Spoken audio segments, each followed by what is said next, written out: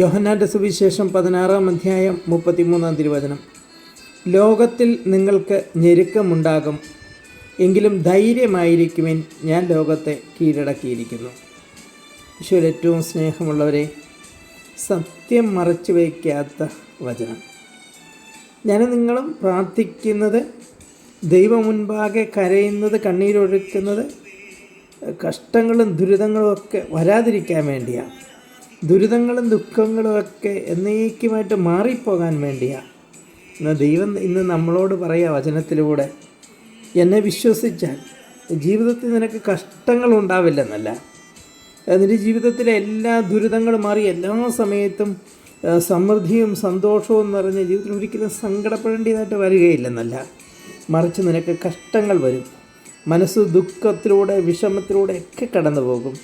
എന്നാൽ നിൻ്റെ കഷ്ടത്തേക്കാൾ ദൈവം ശക്തിയുള്ളവനാണ്. നിൻ്റെ കഷ്ടത്തെക്കാളും ദുരിതത്തെക്കാളും വിഷമത്തെക്കാളും ദൈവം ശക്തിയുള്ളവനാണ്. ചില വിഷമങ്ങൾ താങ്ങാൻ പറ്റൂ എന്ന് പോലും നമ്മൾ ചിന്തിക്കും. ലോകം തരുന്ന സമാധാനം സാഹചര്യങ്ങൾ അനുസരിച്ച് മാറിക്കൊണ്ടിരിക്കും.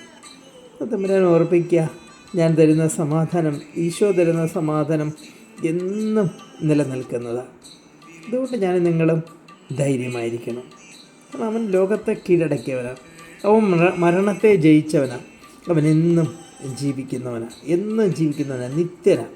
അതുകൊണ്ട് പ്രാർത്ഥിക്കുക, ഈശോയെ, ജീവിതത്തിൽ പലപ്പോഴും വലിയ സങ്കടങ്ങളിലൂടെ, പ്രതിസന്ധിയിലൂടെ, പ്രതികൂലങ്ങളിലൂടെ, വലിയ വിഷമത്തിലൂടെ കടന്നു പോവുക.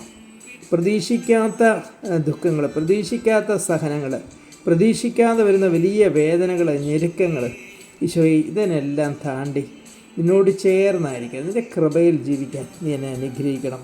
നിൻ്റെ വലിയ സ്നേഹം കൊണ്ട് എന്നെ നിറയ്ക്കണമേ. Amen. Praise the Lord. Hallelujah.